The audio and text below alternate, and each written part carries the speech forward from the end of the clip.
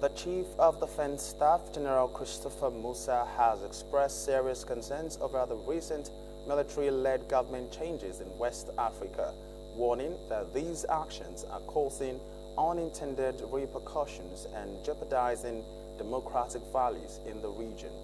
Speaking at the 42nd Ordinary Meeting of the ECOWAS Committee of Chiefs of Defense Staff in Abuja, General Musa emphasized the need to discourage military takeovers of governments, stressing that in democratic countries, the military must uphold democratic values in line with constitutional provisions. General Musa, who also serves as the chairman of the ECOWAS Committee of Defense Chiefs, highlighted the complexity of the security landscape in the region, underlining the importance of sharing intelligence across West African nations. The Minister of Defense, Alhaji Mohammed Abubakar, and Minister of Foreign Affairs, Alhaji Yusuf Tuga, echoed the General Musa's concern. They challenged the security chiefs to critically address issues of terrorism by collaborating effectively to combat the illegal movement of small arms and light weapons in the region. Ambassador Abdul Fattah Musa, ECOWAS Commissioner for Political Affairs, Peace and Security, explained that the 42nd Ordinary Meeting has been delayed due to political developments, including the recent coups. He noted that this meeting would allow the chiefs to review the implementations of decisions taken at previous meetings. The West African region. Your presence here today reflects a shared commitment and dedication towards building and maintaining a secure environment for the safety and well-being of our people. It is to demonstrate the collective drive to address the various security threats affecting the region through deliberate and concerted collaborative efforts. As leaders in our respective armed forces, we are all aware of the threats that confront our nations and regions. These threats include terrorism, insurgency, organized crimes, violent agitation, and recently unconstitutional takeover of government, to mention but a few. These challenges not only threaten our individual national security but also undermine the social fabric and socio-economic development of the entire region. Recent challenges like the military coup in some countries in the region have had unintended consequences and have threatened our collective democratic values. This trend must be discouraged as it negates our core responsibilities as military professionals. Let me therefore use this opportunity to emphasize that as democratic countries, we, the military, must uphold democratic values in line with our various constitutions. I'm also optimistic that this meeting will assist us to prevent such abnormalities while strengthening our collective resolve to bring about peace and sustainable development to our region.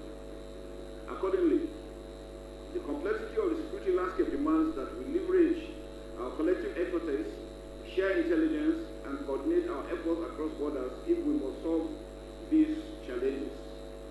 Thus, collaboration is paramount and imperative to address both the root causes and symptoms of insecurity in our region.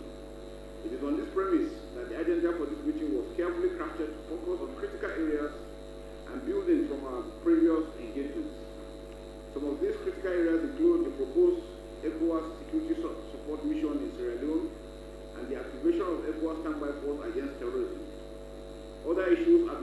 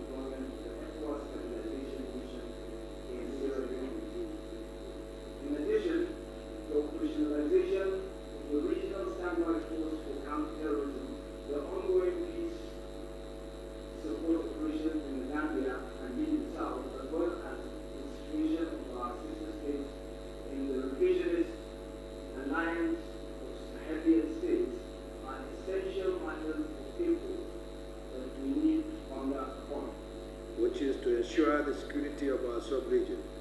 Let me remind us all that the security landscape of West Africa is presently marked by both complex challenges and opportunities for cooperation.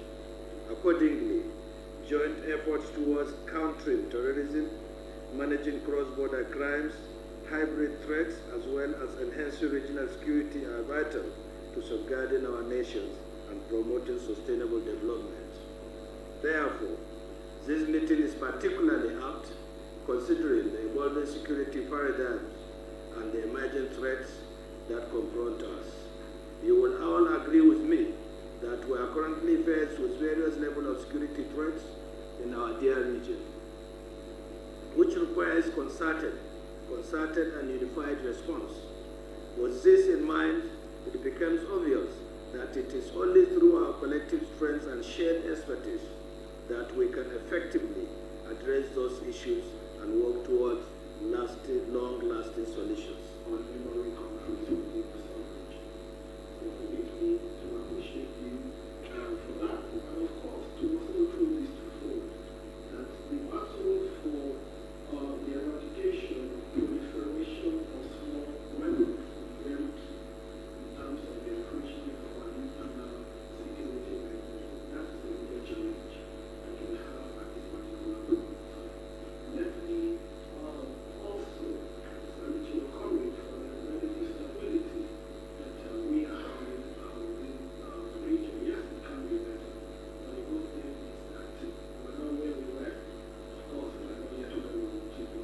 And we're trusting that this particular meeting will lead to far-reaching decisions that will further enhance the internal security of various countries and, of course, the ECOWAS as a body, as a regional body.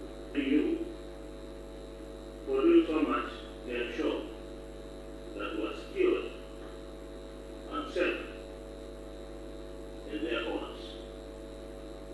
And we recognize that this is